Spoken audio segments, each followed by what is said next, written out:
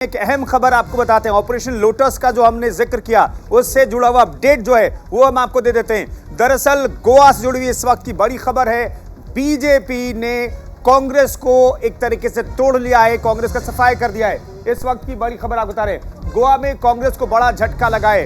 गोवा में 8 विधायकों ने कांग्रेस का हाथ छोड़ दिया है, बीजेपी में शामिल हो गए कांग्रेस के 8 विधायक। अब ये कंफर्म खबर है, आधिकारिक खबर है। सागर तो 11 में से 8 विधायकों ने बीजेपी का दामन थाम लिया। ऐसी चर्चाएं जुलाई में भी थी कि बीजेपी का दामन ये देखिए कांग्रेस के जो तमाम नेता है थामेंगे।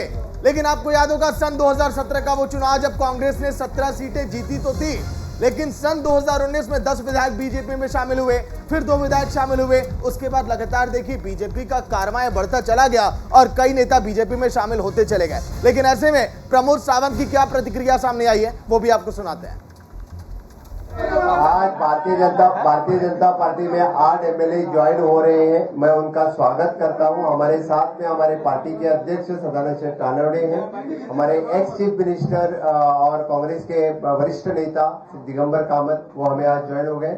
और वो निश्चित रीत्या honourable prime minister Narendra Modi ji के नेतृत्व में जो नव भारत निर्माण की उनकी संकल्पना है, इसलिए सभी ज्वाइन हो चुके हैं। कांग्रेस ने भारत जोड़ो यात्रा स्टार्ट की थी, मुझे लगता है गोवा से कांग्रेस छोड़ो यात्रा स्टार्ट हो चुकी है। इसी तरह से पूरे देश भर में कन्याकुमारी से लेकर कश्मीर तक सभी लोग कांग्रेस को थोड़े थोड़े छोड़ रहे थे, अभी लमसम में छोड़ रहे हैं। इसी तरह से पूरे सभी छोड़ के भारतीय जनता पार्टी या बाकी जो राष्ट्र हित वाली पार्टी को जुड़ेंगे। निश्चित रीत्या ऑनरेबल प्राइम मिनिस्टर आने 2024 के इलेक्शन में बड़ी जीत ऑनरेबल प्राइम मिनिस्टर को मिलेगी। धन्यवाद। सन 2017 में बीजेपी ने 13 सीटें जरूर जीती थी, लेकिन बीजेपी वो पार्टी है जो साम दाम दंड भेद यानी कि सब कुछ लगाकर कैसे सत्ता हासिल करनी है बीजेपी ये बखूबी जानती है।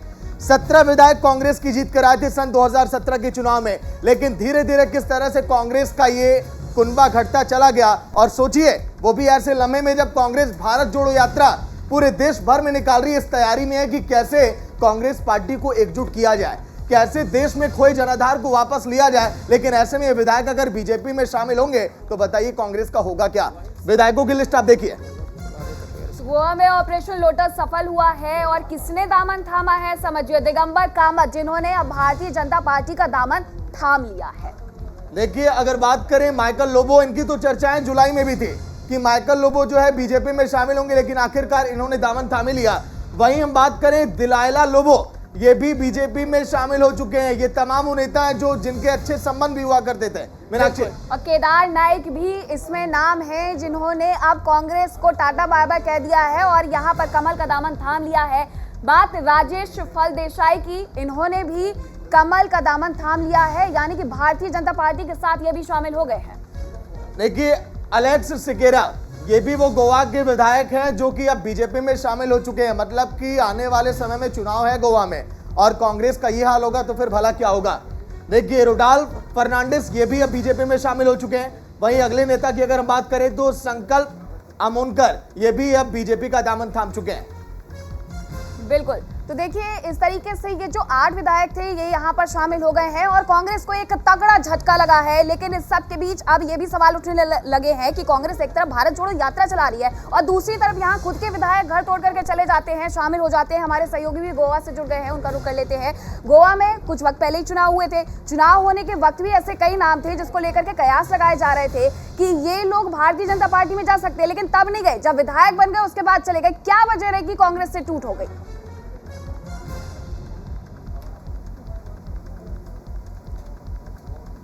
जी मीनाक्षी, आपको मैं बता दूं कि कांग्रेस के जो अध्यक्ष हैं अमित पाटकर, इनसे काफी नाराजगी थी और इसके पहले ही माइकल लोबो जो पहले बीजेपी में थे, बीजेपी से कांग्रेस में गए थे और इनको लीडर ऑफ अपोजिशन बनाया गया था। इसकी वजह से गोवा के जो पूर्व मुख्यमंत्री दिगंबर कामत, ये कांग्रेस के काफी वरिष्ठ नेता हैं और इन्होंने नाराजगी व्यक्त की थी, लेकिन इनकी नाराजगी को किसी ने सीरियस नहीं लिया था। इसकी वजह से गुटबाजी काफी चल रही थी कांग्रेस में और इस गुटबाजी की वजह से पिछले दिनों में ही दोनों नेताओं मतलब दोनों गुटों में काफी खींचतान थी और ये 8 नेता जो है आज बीजेपी में शामिल हो गए। जी मीनाक्षी। सुशील, बड़ा सवाल ये है कि क्या इन्हें रोकने की, मनाने की कुछ भी कोशिश नहीं हुई? क्या ये सब कुछ अचानक से हो गया?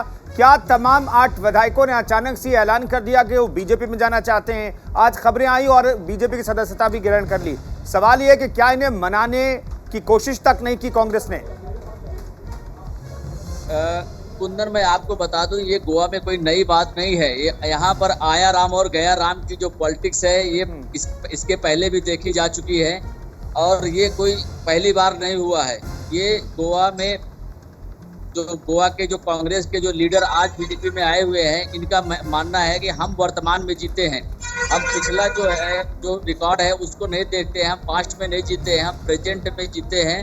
और जिस तरह मैं आपको बता दूं कि माइकल लोबो ने आज स्टेटमेंट किया है कि राहुल गांधी कन्याकुमारी से जो कश्मीर की जो भारत जोड़ो या कांग्रेस जोड़ो यात्रा जो चला रहे हैं। एक चीज ये बताइए, जिस बात का जिक्र आप कर रहे हैं, सन 2017 के चुनाव में कांग्रेस सबसे ज्यादा विधायक लेकर आई थी, 17 विधायक जीत कर आए उनके। लेकिन धीरे धीरे देखिए कुनबा किस तरह से उनका घटता चला गया। आने वाले समय में देखिए, साल के आखिरी में जब चुनाव होंगे आने वाले सन 2023 में, तब तो लगता है कि कांग्रेस वहां पर बहुत ज्यादा सिमट जाएगी, जब अभी हाल ये तो कांग्रेस की एक्चुअली जो खुद की जो लीडरशिप है वो उतनी स्ट्रांग नहीं थी। और कांग्रेस हमेशा जो है गोवा में काफी वीक थी और यहाँ के जो लीडर है वो अपनी जनता का और अपना व्यक्तिगत ताकत पे जीत कर आते हैं और उनका पार्टी से कोई मतलब नहीं है। पार्टी यदि केंद्र में जो कांग्रेस की पार्टी रहती है तो कांग्रेस की सरकार बनती है, जब बीजेपी की पार्टी केंद्र में रहती है तो बीजेपी की सरकार बनती है। और इन विधायकों का भी मानना था कि हम यदि भारतीय जनता पार्टी में रहेंगे तो हमारे लोगों का विकास होगा और हमारी जनता का विकास होगा। कांग्रेस काफी वीक है गोवा में। शुक्रिया सुशील, इस खबर पर जानकारी देने के लिए आपका।